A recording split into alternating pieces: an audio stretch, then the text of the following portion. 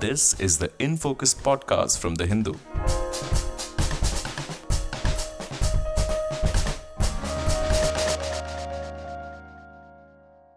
Hello and welcome to another edition of the InFocus podcast. I'm your host G. Sampath. The BJP has won the assembly elections in three of the four states whose results have been declared. It has won in Rajasthan, Chhattisgarh, and Madhya Pradesh, while the Congress has backed Telangana. In Mizoram, where counting is in process, the Zoram People's Movement is headed for a comfortable majority. It's now clear that the BJP has stamped its dominance in the Hindi heartland. But the results seem to have taken many people by surprise, especially the margins of the victory. So, what went wrong for the Congress, especially in Chhattisgarh, where it was expected to win? What were the deciding factors in Madhya Pradesh and Rajasthan? And what lessons, if any, can the Congress draw from its win in Telangana, keeping in view the 2024 Lok Sabha elections? We explore all these questions and more in this episode of In Focus, and we are joined by Rahul Verma, political scientist and fellow at the Center for Policy Research, New Delhi. Rahul, thank you so much for joining us. Thank you, Sampath, for having me today. Rahul, I was just thinking we'll first look at the Hindi heartland states first.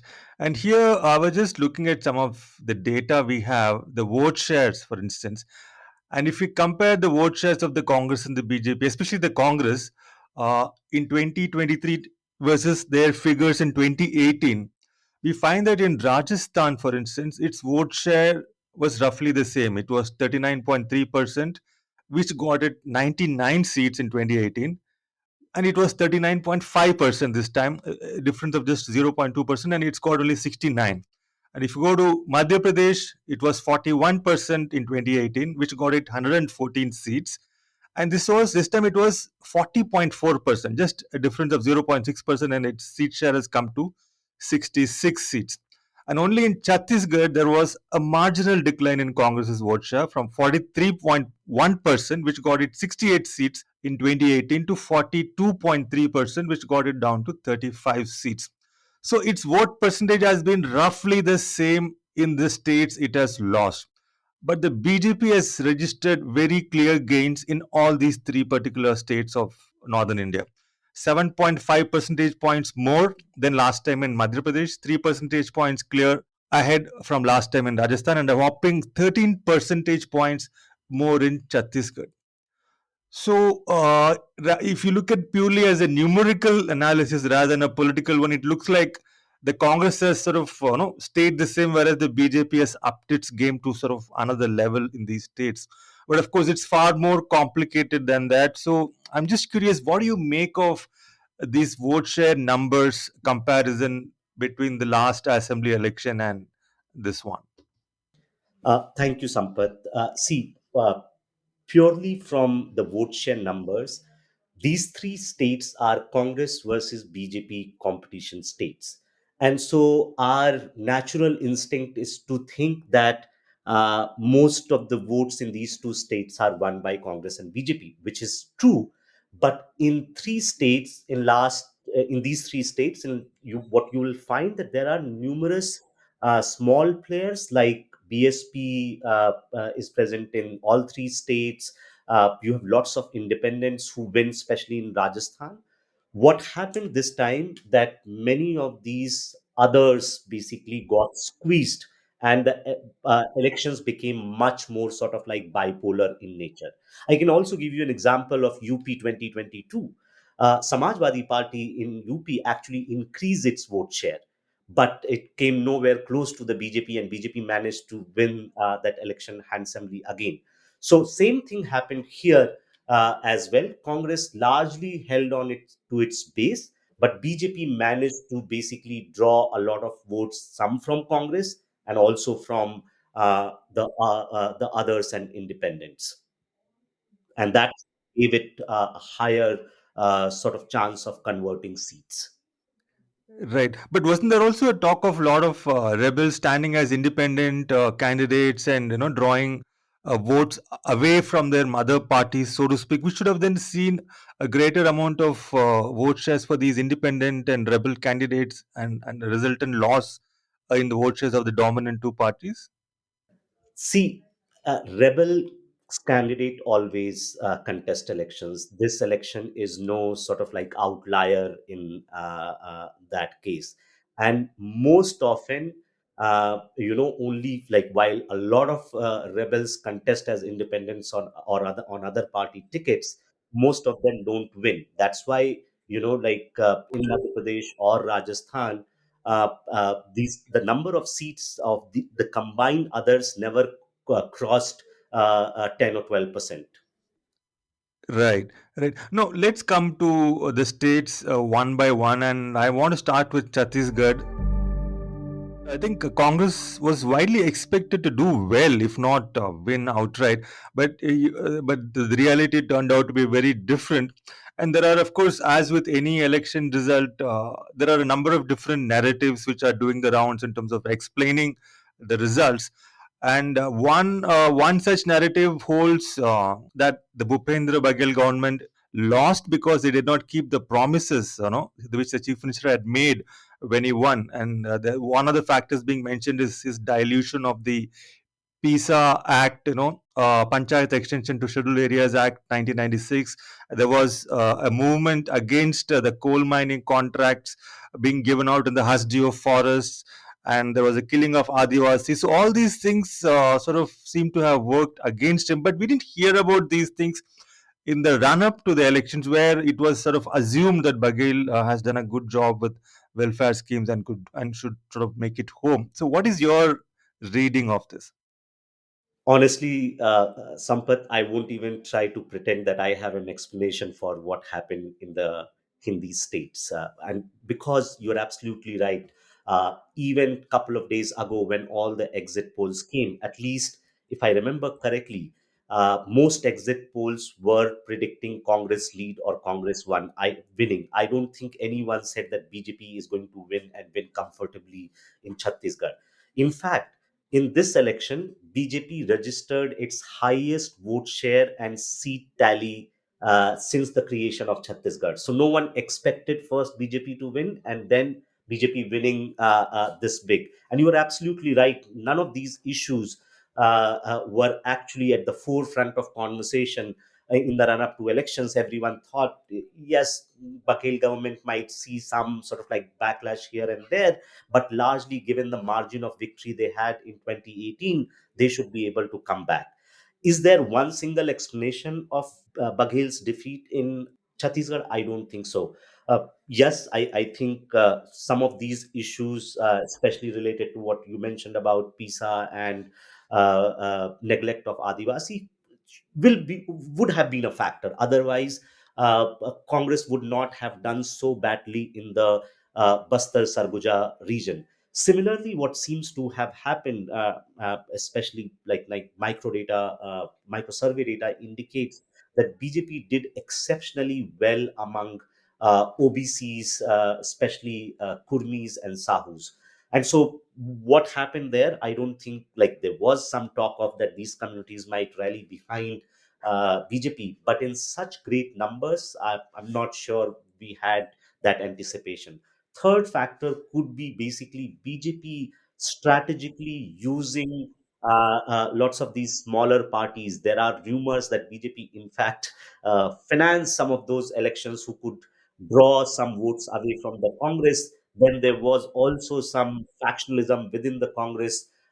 T.S. Singh Dev wasn't happy being made chief minister, and so there are rumors of internal sabotage. Now, all of these combined would have only produced the result. So there's no point, basically, at this moment, too early to have a final verdict on why Congress lost in Chhattisgarh, where it was placed very comfortably. Right. I think among all the factors you sort of referred to, Rahul, I think I'm very interested in one of those, which is the BJP's strategic nous, so to speak, in terms of managing or relating to the OBC voting communities. We'll come back to that a little later. Now, moving on to Rajasthan, there is a sense that Ashok Gehlot lost because of the inability of the Congress machinery, or so, or whatever you find of it, to communicate his government's successes in Rajasthan. Is that a valid explanation? How do you understand that? See, again, I won't go for a single explanation. Congress and Gehlot in Rajasthan was also, had a tougher challenge. They were facing the weight of history. In Rajasthan, no government has repeated in last 30 odd years. Second, and I think I had mentioned this to you during our last conversation a month, Congress has a limited social and geographical base. If you look at the history of Rajasthan elections of last 25 years, whenever Congress won, they somehow just scraped through the majority mark. Even last time, they just had 96 MLAs. So in that sense, Congress had a tougher challenge. If you look at last three elections at the constituency level, there are 54 seats in Rajasthan which Congress has not won in last three elections, 8, 13, and 18. Meaning that if Congress had to repeat its performance of 2018 even in 2023, they needed a much higher strike rate. What Gehlot was trying to do is basically create a constituency of his own, or for his own party, by doing these welfare schemes and perhaps doubling down in terms of communication strategy. So I don't think it was a failure of communication as such, but more to do with one. I think the structural reasons, including weaker organizational machinery in comparison to BJP, two, limited social and geographical base, and three, I would say that the kind of perhaps Gehlot might have hoped that the internal sort of like factional issues within the Congress would not hurt it as much as like BJP would have hoped. In fact, if you would look at the Rajasthan map, the entire Gujjar belt where Sachin Pilot comes from, Congress has lost significantly. So some of those factional issues have also hurt Congress, and these three factors are important to think what might have happened in Rajasthan. Right. You spoke about the Gujar belt where the Congress lost, no, the place where Sachin Pilot comes from. I was just wondering, in the past, uh, I think there are these five caste blocks, so to speak, whose voting patterns have sort of engineered certain shifts in outcomes. These are Brahmins, Rajputs, Gujars, which you mentioned, Jats, and Meenas. So, were you able to see any change in their loyalty specifically that sort of brought about the change in outcome compared to 2018? Survey data is not particularly helpful, but at least it can give us some indication. And the reason why I'm saying it's not helpful, because the survey that I have access to had not predicted outright victory for BJP in Rajasthan. In fact, it said that it's going to be a very, very close contest. Maybe Congress even had edge. But in the micro data, there were some patterns. The gains that BJP was actually making, and larger gains that BJP was making, was among Meenas, was among Gujjars, was among Malis, and was among Brahmins and Rajput. And so gains here were much more than the gains that BJP was making in the scheduled caste, the Bhil community, or other groups. Right, right. And how do you relate all this to the fact that Congress has had more or less the same amount of vote percentage, but there's been a dramatic change in the seat conversion ratio. 99 seats to 69 seats, and the reverse of BJP. Of course, you can't really say that because their vote shares have also gone up. So, how do you see the seat conversion thing falling flat for the Congress? See, it always happens, that at cert, unless you cross, so seat conversion depends on the distribution of votes among the contesting parties. Congress could convert more seats with the same 39% vote share in 2018, because its nearest rival was trailing. Whereas in 2023, Congress seat conversion is go down because its nearest rival BJP is now had an advantage in terms of vote share, and so they will convert more seats with any additional votes they are getting. Okay, okay. That makes sense for sure. Moving on to Madhya Pradesh, that everybody predicted a close context, even though not many predicted an outright win for the Congress. Or there was a lot of expectation from Kamal Nath's campaign, the soft Hindutva dimension to it. What do you make of the Madhya Pradesh results? You are absolutely right. The extent of BJP's victory in Madhya Pradesh wasn't on cards. I don't think even BJP leaders would have expected this kind of victory, because BJP registered highest vote share ever. So for me, I had written a piece on 17th November when Madhya Pradesh was polling, that the question in Madhya Pradesh is whether Madhya Pradesh is a bipolar competition, or Madhya Pradesh has become a dominant party state. And the reason I said that is, if you look at last 20 years of Madhya Pradesh politics, BJP has been in power in 18 years. Even when they lost in 2018, their vote share was high, and that time there were lots of issues against the BJP. So if they manage to come very, very close to winning in one of the toughest battle, uh, uh, I wasn't sure whether BJP is going to lose Madhya Pradesh very easily. Second, the numbers that I was quoting for Rajasthan, a similar number exists for BJP in Madhya Pradesh. Out of 230 seats, BJP has never lost 75 seats. And that number is just 11 for Congress party. So given the sort of like number of years party has remained in power and number of stronghold seats, the question was, and given its organizational machinery, Shivraj is more of a mass leader than Kamal Nath. You know, to defeat a dominant party, you need an extraordinary election. In normal elections, you can't defeat normal parties so easily because it has advantage in many respect.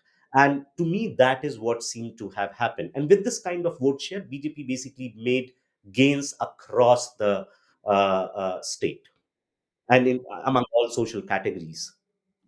Right. I think this dominant party state versus bipolar state, I think it's a good analytical framework for understanding the results. Thank you for that, Rahul. Appreciate that. Now, moving on to Telangana, what went right for the Congress in that state, where its vote share really shot up from 28.5% and 21 seats in 2018 to 39.4% and 64 seats this time, more than 10 percentage points rise. Sampath, if you look at exit polls, most pollsters got Telangana right. And in fact, the surprising part is that Telangana, in terms of vote share, was the closest election. The gap between TRS and Congress is hardly 2.5%. Whereas in other states, the gap was much larger, and that those states could have been they should have been predicted much easily. I think so. So there was a build up to Congress campaign. Everyone was seeing this, and everyone was sort of anticipating a very, very close contest between Congress and TRS. I think a couple of things worked in favor of Congress in Telangana. First, the mistakes that the both TRS and BJP made. The BJP have been able to double its vote share from 7% in 2018 to now close to 14%.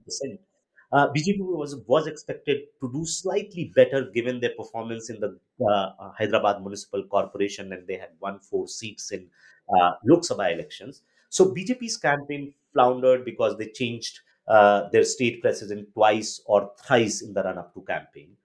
The TRS campaign, in some ways, I would say, floundered a little bit because Revanta Reddy, who is a Congress president, is very sort of like aggressive and I'm not saying aggressive in a negative way, but he basically kept the campaign momentum and pitched very, very high. he continued to attack KCR and his family, that this is basically now a den of nepotism and corruption. He, in fact, went on to say that KCR has betrayed the mandate of Telangana movement, and that, TRS trying to become BRS is an indication of some of those things.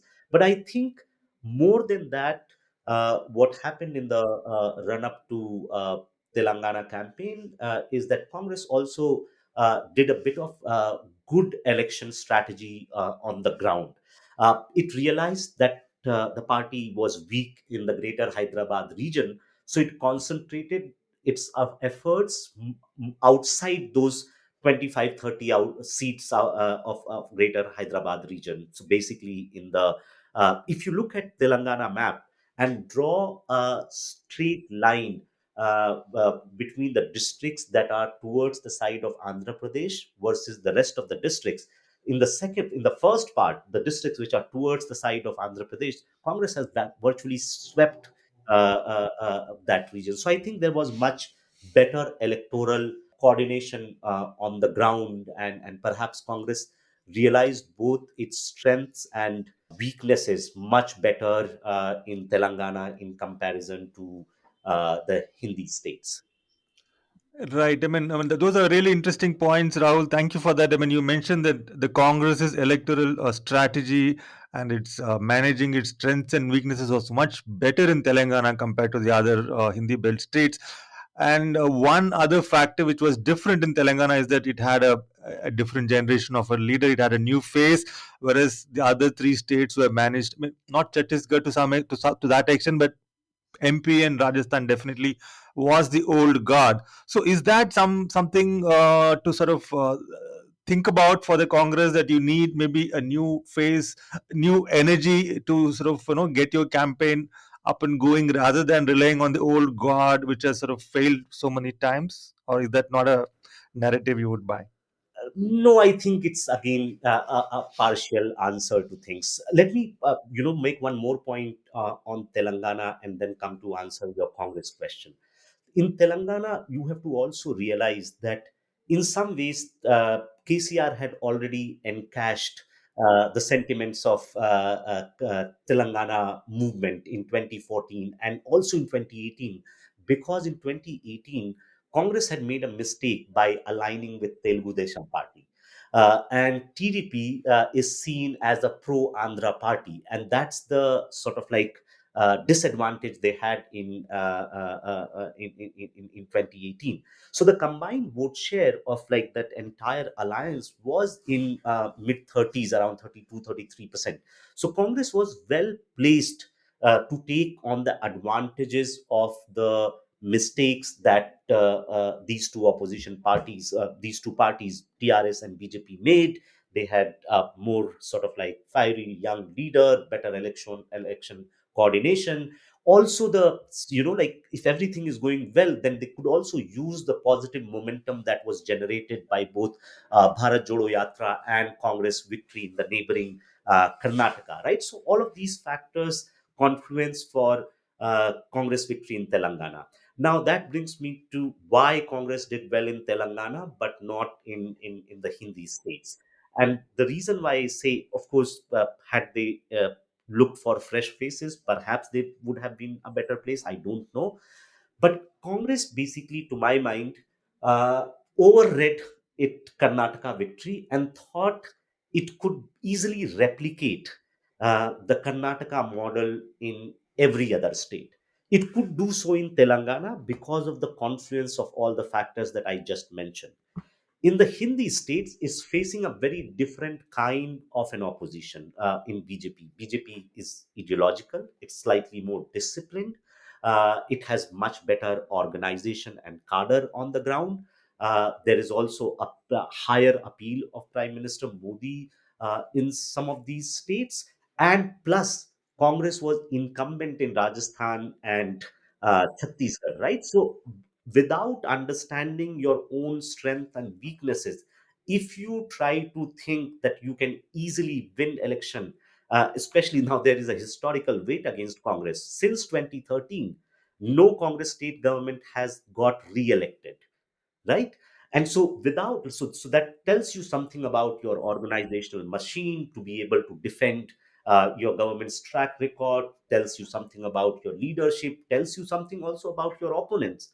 Without taking all of these things into account, if you imagine that you could easily sort of like win back in states where you just scrape to par, or in which is Rajasthan, or in Chhattisgarh, where the contest for last 15 years was very, very close, 1% margin. Only in 2018, BJP lost so badly. So without understanding those historical context, and in Madhya Pradesh, where I quoted some statistics, you have you're facing a very, very sort of like formidable challenger. And without knowing that and understanding that and then formulating your campaign, I don't think you can just win elections by getting a fresh face.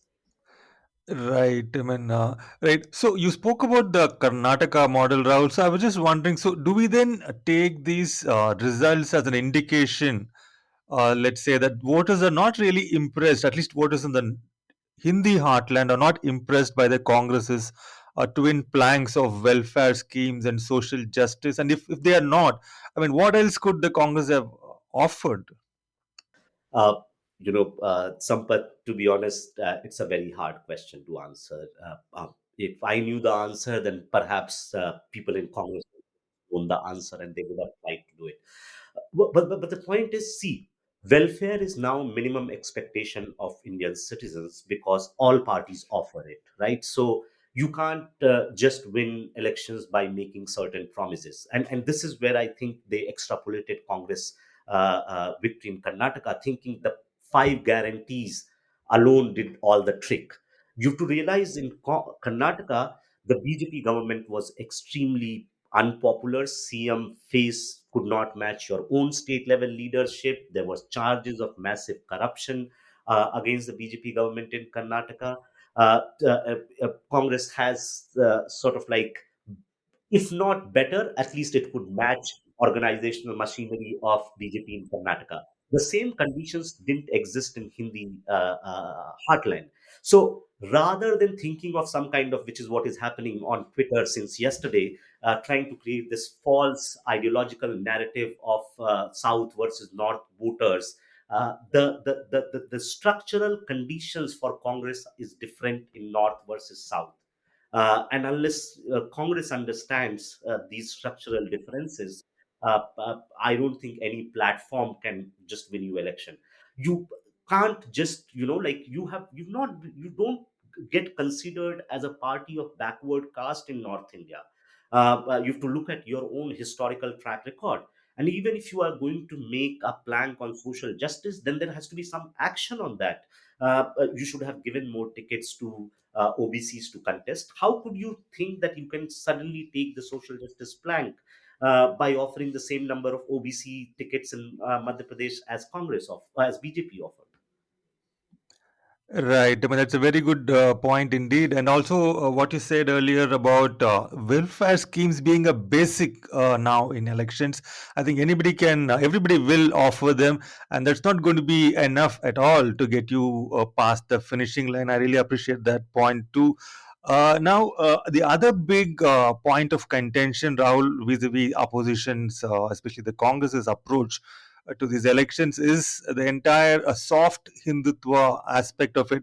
I mean, we saw it was very much in action in Chhattisgarh and also in Madhya Pradesh, and not so much through acts of commission, but maybe omission in Rajasthan. So, do these elections? What do they mean with regard to this? And is it like is it also a basic like the welfare scheme, or is it something which worked against the Congress because you're trying to be a Me Too kind of a character here? So I don't have a good answer to this, and I can also understand the conundrum and dilemma many Congress leaders are facing. See, the Congress leaders in the states are doing what you'll call as soft hindutva because it's the nature or basically the compulsion of this system. Like, what we don't do in analysis of elections and voting behavior, that there are certain systemic properties that develop, right? If you think about why did BJP go for Gandhian socialism kind of a rhetoric in the 1970s and 80s, because they also thought that the systemic property of Indian politics at that time compelled everyone to be socialistic in nature, right? And so the dominance of BJP at this moment of time is compelling everyone to basically show some sort of like uh, Hindu sentiment trait, because their reading of the moment is that a large section of Hindu voters think that some of these parties are anti-Hindu in nature, and that's what they are trying to compensate. Whether it's backfiring or not, we need a deeper sort of like analysis to this. Right. I mean, that's a really insightful observation, Rahul. I mean, the systemic nature of the political landscape we are talking about is changing. And if it has changed, like how the BJP paid lip service, if not maybe, if you can, I don't know if you can call it lip service to Gandhian socialism in the 1970s, maybe the opposition leaders find a compulsion to do the same. And yeah, I know also, for instance, earlier you said you don't really buy into this entire narrative of a geographical divide between the Hindi belt and the non Hindi speaking states. Uh, but in terms of a core ideological base that the BJP can count on, no matter what, what you do in governance, what the issues are with regard to governance, the BJP can count on an ideological voter base to deliver in the northern states, but it cannot in the south. Isn't that a kind of a framework that you would agree with? No, see, but the reason I disagreed with that, I don't know whether you got a chance to look at social media where both Congress official PR managers and unofficial PR managers are trying to make this as a, that this verdict again basically suggests that BJP wins in North, and by implication, Northern voters are more sort of like Hindutva aligned and bigoted, whereas Southern voters are sort of like much more enlightened and secular in their approach and everything. Uh, they can do that, and if they want to continue doing that, they should forget Congress revival path. That's just in plain and simple way a suggestion and a warning about how the nature of political landscape is evolving. I take this point that there is a structural difference in North and South. BJP has an advantage in North because of its historical presence. It has disadvantage in South because it didn't exist as a political party in many parts of southern India. So it doesn't have an organizational base, meaning that it doesn't have a machine to be able to inculcate, appeal to its ideological platform. But to think that that will never happen, and to think that this kind of sort of like creating false ideological binary narratives on social media is going to basically win lots of hearts for the Congress party, I think they are mistaken. Right. Now, the BJP has won three out of the four states whose results were declared yesterday. Now, if the BJP had lost, let us say, in those three states, we would have definitely heard that very common line that people vote differently in state elections and national elections. But we are not hearing that line very much now. So, what do we make of this? Is the outcome of 2024 a foregone conclusion now that the BJP has sort of definitively won the semi-finals, quote unquote, so to speak? So let me answer second question first. I don't think in Indian politics you should make this kind of presumption that someone wins some round of assembly election and the Lok Sabha election is foregone conclusion.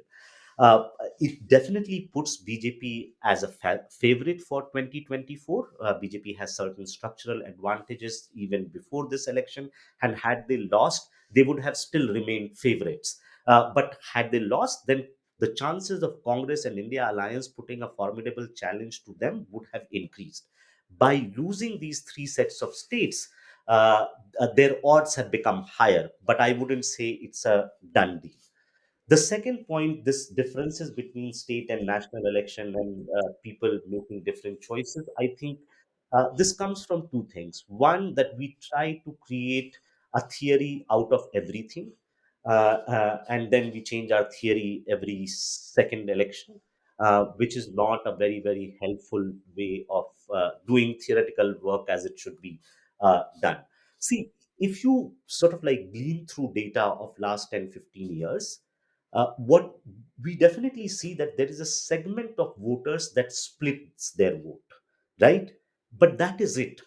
To say that every voter sees national and state election is to basically say that there is no committed party voter, right? Which is completely false, because in every state, parties have their base vote. So, for example, let me give you a good example of Delhi, where I'm sitting. BJP wins Lok Sabha election, loses state election, right? But BJP in state election never goes below 35% of vote share. So, meaning that no matter what, 35% of votes are going to stick with the BJP if you look at last 10 years of data in Delhi. What is also happening in Delhi, that Congress gains votes in Lok Sabha election but crashes in assembly elections in Delhi, which means that there is a segment of voters who think that they like Congress is the national challenger to the BJP, but AAP is the state level challenger to the BJP. And so that's the proportion. It could be in some states 10%, in some states 20%, where this sort of like signaling game is happening. And this is why, for every theory, we should also think of what the scope, conditions, or limitations of that theory is. Right. I mean, that really clarifies this narrative we come across every time, Rahul. Thank you for that. The two points you made. One, that it is a segment of voters which tend to vote differently. And there is also, at the same time, a loyal base of party voters for every party. I think these two things do go together. That's a very important point to bear in mind when we talk about people voting differently, quote unquote, in state and national elections. I just had one follow-up question based on your answer before we wrap up, Rahul. You mentioned the fact that fact that Congress lost these three states, it would have some impact on the India alliance. So, in a sense, wouldn't it be a little bit a positive, so to speak, for the India alliance, in the sense that Congress would be now perhaps more amenable to certain demands from its coalition partners in terms of seat sharing, because it's not going to be operating from that much of a position of strength compared to what it might have anticipated. Yes, true, but think of it now. It's an alliance of desperation rather than alliance of an ideological vision, an alliance of strategic partnership, an alliance of a sort of like parties with a blueprint and plan to put up a formidable challenge to BJP in 2024. See, this alliance is not going to put up a tough fight to BJP if Congress doesn't perform in the northwestern India, where I don't think TMC can add any value to alliance, or for that matter, Samajwadi Party can help Congress in Gujarat, right? So alliance only works if BJP, if Congress can pull its weight in the northwestern region. Congress now losing these three states basically puts alliance first in jeopardy. Second, why do you think some of the allies would now be ready to be with Congress party even if Congress is amenable? They would think that Congress only treats us with respect when it's down, but where it's their strength area, they don't even take us into account. Why should AAP give seats to Congress in Delhi and Punjab when it thinks that it can actually contest and win? Why should it help the revival of Congress in some of these states if Congress was not ready to give them space in to AP in Gujarat or in Madhya Pradesh or in Rajasthan? Right. I mean, that's a good point indeed. I mean, it's, as you said, rather than an alliance of strategic vision, it's becoming more of an alliance of desperation, and maybe even that would not be enough, perhaps. We'll have to wait and watch. Thank you so much, Rahul, for coming on board here for the show and sharing your insights and observations on the assembly election results. It was a pleasure talking to you. Thank you so much. Thank you, Sampath. In Focus will be back soon with analysis of the biggest news issues. In the meantime, you can find our podcast on Spotify, Apple Podcasts, Stitcher, and other platforms. Just search for In Focus by The Hindu. We'll see you soon.